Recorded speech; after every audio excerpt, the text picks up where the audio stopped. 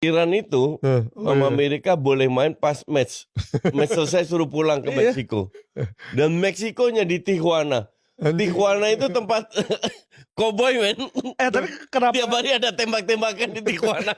Udah kayak kemarin Jepang ya. Sebelum Iya. campnya masuk mau menuju lapangannya kok kayak di daerah Depok. Iya, benar. Itu lucu. Lu lihat tim Swiss, sampingnya area ular yang dilindungi. Anjing, men. Iya. Parah banget yang Amerika. Ya ini, ya tapi menurut gue ini karena dibagi di beberapa benua gini sih. Kalau di Amerika doang mungkin akan dipilih yang daerah bagus-bagus aja kan. Ini kan karena ada Meksiko, ada Kanada. Iran kenapa tetap Swiss di Amerika loh. Bagian mana? Amerika mana ya? Gue nggak ngerti ada di mana ada hutan yang di konserv lah untuk ular-ular. Gila gue bilang.